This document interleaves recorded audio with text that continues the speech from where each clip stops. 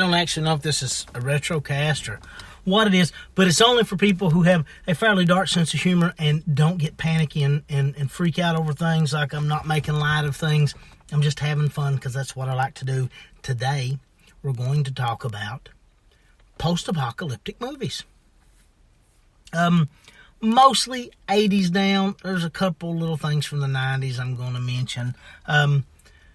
Important to note, like, I'm not going to throw out, like, The Day the Earth Stood Still or things like, there's a lot of 50 sci-fi that maybe like more alien invasion and things like that. Not going to do those. These are at least going to have somewhat a semblance of a post-apocalyptic world after everything's all over.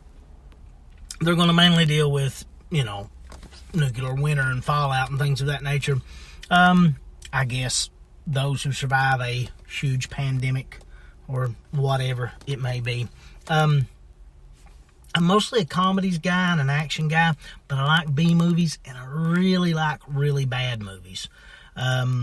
So if I were giving you a list of ones, and like I said, there's things that I debated, should they be on here or shouldn't they be, or, can it be something that a movie about something that could lead to post-apocalypse, whatever the case may be. I went back and forth, so I finally just settled on some movies, and I don't know. I like them.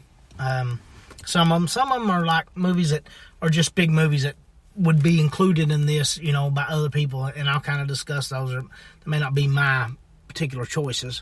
I don't have a great memory, so I just wrote down the movies I could remember, and then I went back and kind of looked through some lists and looked at some different things. And like I said, some of them are on different swings, different sides of the aisle of this, but I don't know, I just thought it'd kind of be fun. There are actually some movies I'm probably going to watch during this little quarantine thing. I'm still actually getting to work right now, and hopefully that stays the way it is. I'm not around a whole lot of people usually at work, just one crew of men, and we're outside, out in the middle of nowhere, so hopefully, I'll get to stay at work. But if I don't, or in the evenings, or in my free time, these are probably a couple of these movies I will try to sneak in. One off the top, probably the oldest one I'm going to talk about, is Dr. Strangelove. It definitely handles that whole ideal and that whole theory of having the wrong guy in control of pushing that button. So I thought it would fit in there, and it's a kooky, fun movie, so I thought it'd make a good addition to that list. One of my favorites is Hell Comes to Frogtown, and I believe there was a Frogtown 2, but I'm not 100% sure. Seems like I remember that. Seems like it came way later or something, but Hell Comes to Frogtown, I'm a big Roddy Piper fan. I can't,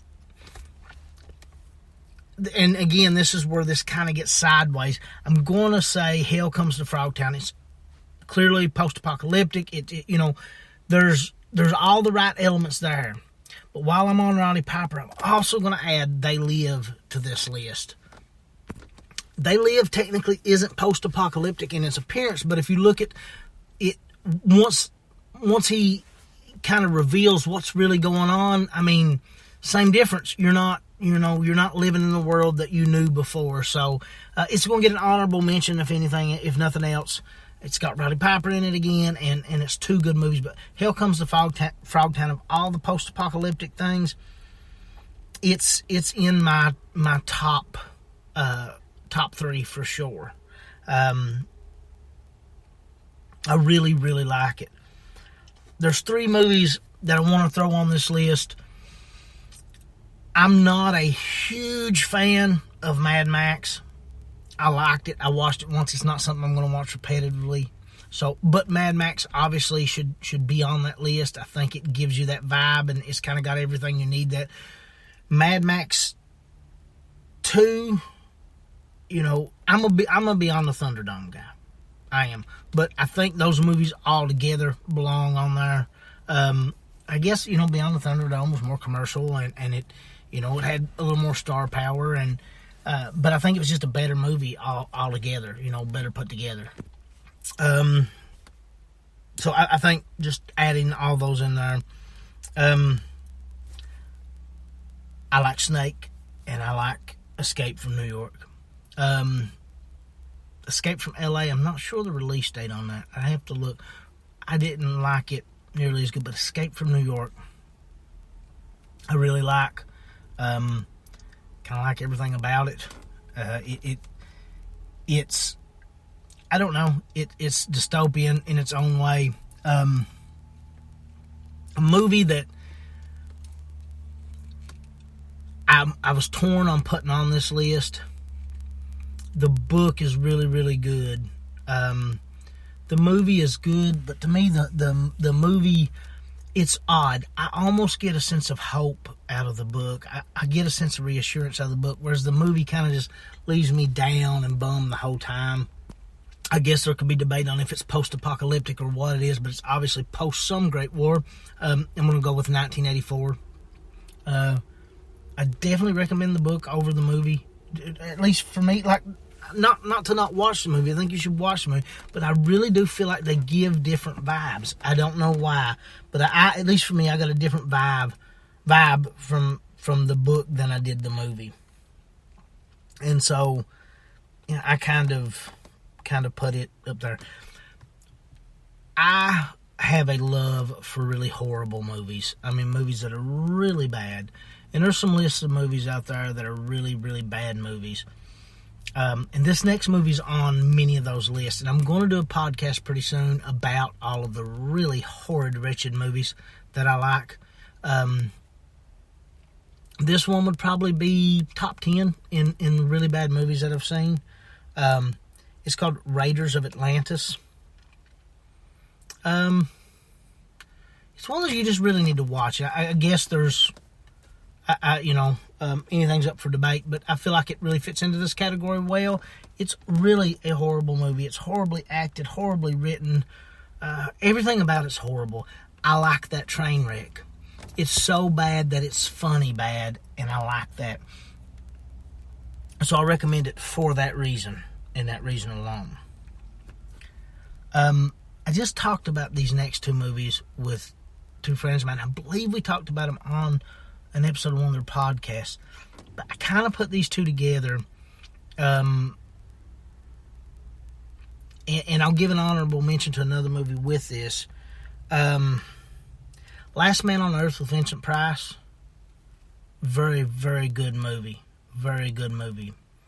Now, the Charlton Heston Omega Man version, I guess the first incarnation of I Am Legend, is probably my favorite of the two movies. And then you add in the Will Smith I Am Legend. That, it's a newer movie. I give it an honorable mention. It's a good movie. To me, I like Vincent Price, and I like him in a lot of things, but I'm really a big Charlton Heston fan. So I would have to put Omega Man as being my favorite out of those three movies.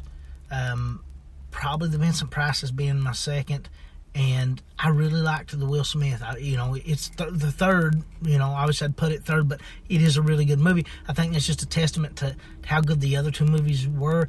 I'm a little partial to older movies because I feel like, I don't know, they have a different feel to them. I don't know. I really liked it. But let's stay on the Charlton Heston train. And this one, I debated. I don't know. Obviously, we know what had to happen to get to this point in the movie, but, I don't know. To me, it's just a given it needs to be on this list. I could see somebody maybe arguing that it shouldn't, but Planet of the Apes. I just wrote down Planet of the Apes. I love all things Planet of the Apes. I like the TV show. I don't really remember. There was a cartoon, I believe. I don't really remember it. I love the TV show, but I love the movies, the original movies. I love all of them. I liked the Marky Mark remake. It wasn't horrible at all. I was actually hoping when they land and you see the ape statue, it's an ape instead of Lincoln. I really wanted to see where they were taking that, and obviously never got to. The newer series that's come out with Caesar and I've really enjoyed it. I really like that series of movies, but the original, the first, the Planet of the Apes, to me is far and away the best of all those. Soylent Green. Soylent Green may hit a little closer to home right now because, some parts of the world could be looking at a food shortage coming up due to panic and things of that nature. But Soylent Green's a really good movie. I think it fits in that vein of post-apocalyptic, of post-apocalyptic things. Soylent Green is a movie that I can watch over and over and over again. There's a ton of movies that I kind of, I danced around and looked at and thought, maybe I'll do this, maybe I'll do that one, but I eliminated from the list for different reasons. There were probably about 5 80s just horrible B-movie type things that I really liked, but I don't, or that I'd seen, but I don't really remember enough to know if I really liked them or not. So I didn't put them on because I don't remember them enough. I kind of went back and forth, things like Surf Nazis Must Die, Toxic Avenger, things like that. Like, they're not post-apocalyptic, but they kind of got that vibe, So I wasn't really sure. I kind of left them out, but I'd like to give them, a little bit of an honorable mention. Also, kind of just destruction movies. Movies where, the whole world's fighting something, or one community's fighting something. The Stand, obviously, would be a great movie to mention at this point in time. Not really looking at any of the Contagion or any of the newer movies, because I don't look at a lot of the newer movies, or at least not for a list like this.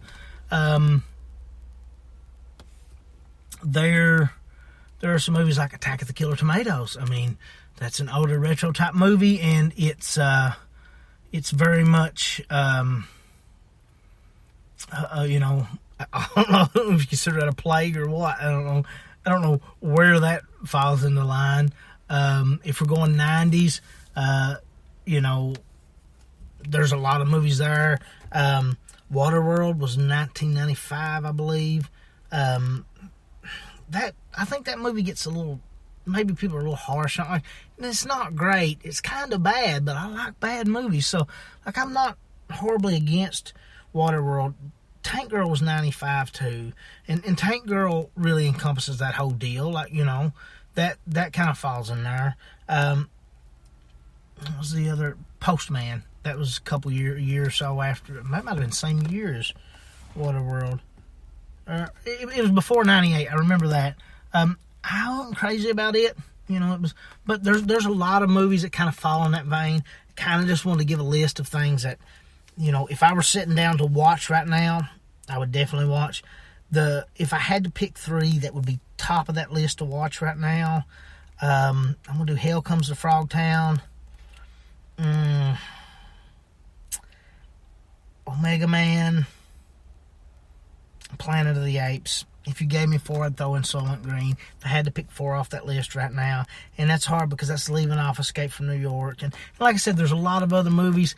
I could have just sat and done a huge list, but, I kind of wanted to stick to, at least ones I've seen and either really like or think would be more palatable. But, it's the end of the world as we know it. So if you want to watch post-apocalyptic style movies, there you go. There's a short little list. Basically from the 50s up till, I think Dr. Strangelove was in the 50s. Might have been 60s. I don't remember. Up to basically 97, 98 with The Postman.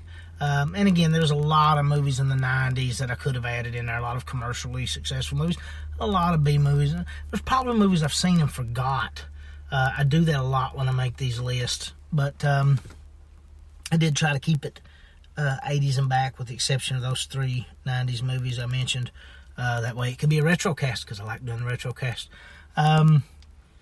But message me or comment on these videos. What were your favorite 80s, 90s, whatever, what were your favorite post-apocalyptic movies? What was it? Robot Jocks. I remember that one. That one's kind of in that vein. Whatever it was, send it to me. You can either send it to me at authorjperk@gmail.com. Facebook doesn't exist anymore. The Twitter's at jperk213. The Instagram is author_jperkins. YouTube is jperkins.